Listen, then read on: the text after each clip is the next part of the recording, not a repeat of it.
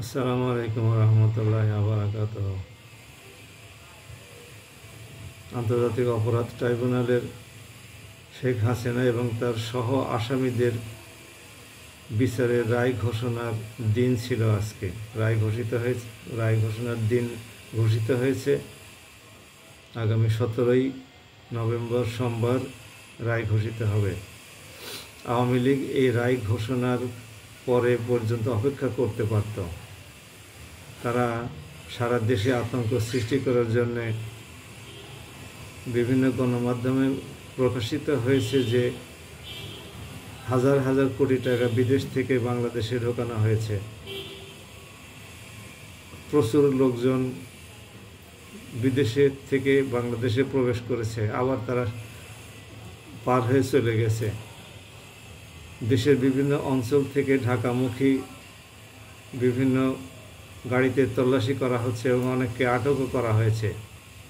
এর মধ্যে দু একজন নিরীহ ব্যক্তির আটক হয়ে যাওয়া বা হয়রানির শিকার হওয়া বা তল্লাশির শিকার হওয়াও কোনো বিচিত্র কিছু নয়।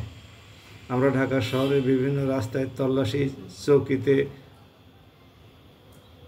গাড়ি, টেম্পু, বাইক এগুলো থেকে মানুষকে নামিয়ে থামিয়ে তল্লাশি করতে দেখলাম।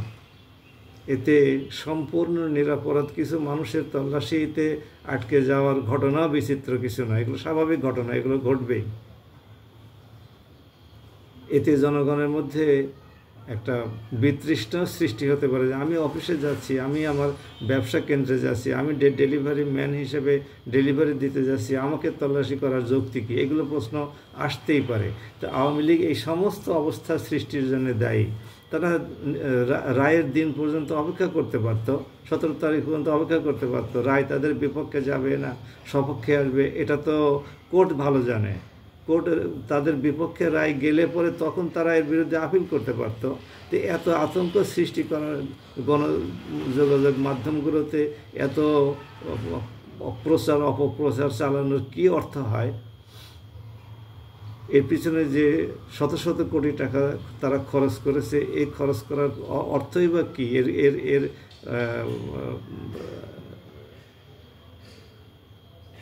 মূল্য কতটুকু? এর যৌক্তিকতাই বা কতটুকু? আওয়ামী লীগ এই সমস্তগুলো করে জনগণের মধ্যে যে সারা দেশে একটা আতঙ্ক সৃষ্টি করলো এবং জনগণকে আবার তাদের বিপক্ষে দাঁড়াতে বাধ্য করলো, এগুলোর জন্য কি আওয়ামী লীগের ভাবমূর্তির কোনো ক্ষতি হলো না? অবশ্যই ক্ষতি হলো। সারা দেশের বিএনপি, ছাত্র দল, স্বেচ্ছাসেবক দল, যুব দল, শিবির, ছাত্র শিবির, জামাতে ইসলামী বাংলাদেশ, ইসলামী অন্যান্য জোট, এনসিপি, এই যে সবাই ঐক্যবদ্ধভাবে আজকে মাঠে নেমে তাদেরকে তো প্রতিহতই করলো। তারা তো নাশকতামূলক উল্লেখযোগ্য কোনো কিছু করতে পারে নাই। 2-4টা বাড়িতে গাড়ি আটকে থাকা গাড়িতে তো আগুন দেওয়া খুব সহজ। পার্ক করা গাড়ি থেকে গিয়ে আস্তে করে আগুন ধরিয়ে দেওয়া এটা কি কোনো কঠিন ব্যাপার? এটা কোনো দুঃসাহসিক অভিযান? তা তো না।